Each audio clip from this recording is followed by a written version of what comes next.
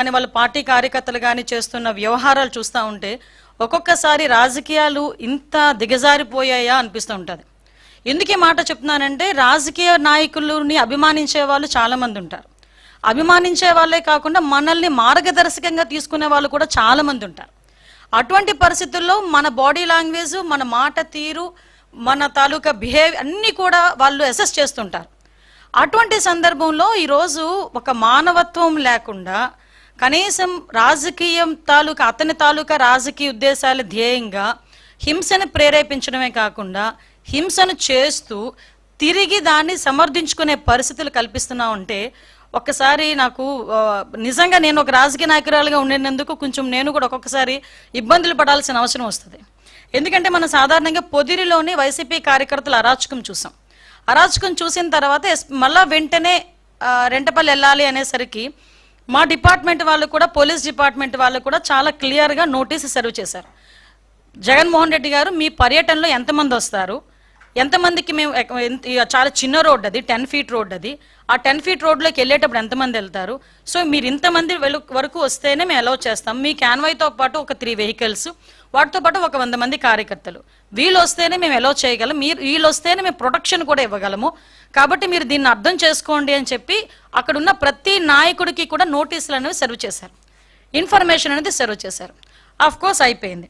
అవసరమైన అయినప్పటికీ కూడా వాళ్ళని చుట్టుపక్కల నియోజకవర్గాల నుంచి వేల కొద్దీ ఈరోజు రేపు ఇంతమంది రావాలి అంతమంది రావాలని వాళ్ళు వాట్సాప్ గ్రూప్లో పెట్టుకున్న తర్వాత మాకున్న ఇంటెలిజెన్స్ రిపోర్ట్ ప్రకారం వీళ్ళందరూ మొబిలైజ్ చేస్తున్నారన్న సంగతి తెలిసి అతనికి Z+ సెక్యూరిటీ అనే వ్యక్తిగా అతనికి ఇవ్వాల్సిన సెక్యూరిటీని ప్రాపర్ వేలో మేమందరం కూడా మేము ఇవ్వగలిగాం, ఇచ్చాం కూడా.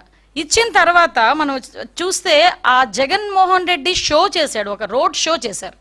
అతను వెళ్ళేదేమో ఒక పరామర్శకి వెళ్తున్న వ్యక్తి రోడ్ షో చేస్తున్నాడు. ఇంచుమించుగా అతని ఇంటి దగ్గర నుంచి తాడేపల్లిలో అతని ఇంటి దగ్గర నుంచి 10:30కి స్టార్ట్ అయిన వ్యక్తి సాయంత్రం 4 గంటలకి ఆ రెంటపల్లి వెళ్ళారంటే ఒకసారి ఆలోచన చేయండి, ఎంత స్లోగా మూవ్ అయ్యి ఎంత రోడ్ షో చేసుకుని ఆయన వెళ్ళారో ఒక్కసారి జనాలు కూడా అర్థం చేసుకోవాలి. ఈ నేపథ్యంలో అతను రోడ్ షో చేసుకుంటూ అందరికీ అభివాదాలు చేసుకుంటూ అందరి దగ్గర నవ్వుతూ షేక్ హ్యాండ్లు ఇస్తూ ఆయన వెళ్తూ ఉంటే దారిలోని అతని కార్యకర్త, అతని సింపథైజర్, అంటే వాళ్ళ పార్టీ సింపథైజర్, పార్టీ కార్యకర్త కనీసం వెహికల్కి కింద పడిపోయి టైర్ కింద పడ్డాడు అన్న సంగతి తెలిసి కూడా అతను కనీసం బండి ఆపకుండా ఆ బండిని అలాగే ఆ పక్కనున్న వ్యక్తిని కనీసం పక్కన తీసి, నేనేమంటానంటే ఆ బండి కింద పడిపోయాడు వ్యక్తి, ఆ వ్యక్తిని తీసి ఇమీడియట్గా 108కో దేనికో ఫోన్ చేసి అంబులెన్స్లో పంపిస్తే కనీసం మనిషి బతికేవాడేమో. ఎంత అంటే దాన్ని ఏ పదాలు ఉపయోగించుకోవాలో కూడా అర్థం కావట్లేదండి. ఎంత నిరంకుశంగా, కనీసం దయా జాలి లేకుండా ఆ వ్యక్తిని అలాగే ఈడ్చి ముళ్ళ పొదల్లో పడేశారు.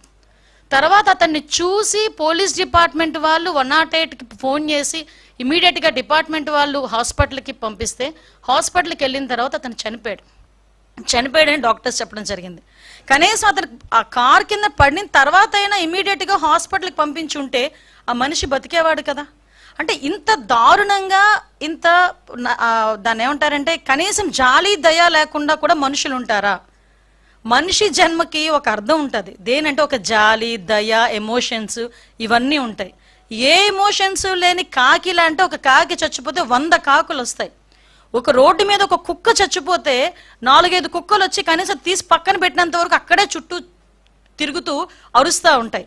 అలాంటిది సాటి మనిషి, దట్టు వైసీపీ కార్యకర్త, నీ మీటింగ్ గురించి, నీ ర్యాలీ గురించి నువ్వు పిలిస్తే వచ్చినవాడు, దళితుడు, నీ కారు కడ్డంగా నీ కారు టైర్ కింద నలిగిపోతే తీసి హాస్పిటల్కి లేనంత దౌర్భాగ్యమైన పరిస్థితిలో ఈరోజు జగన్మోహన్ రెడ్డి ఉన్నాడా?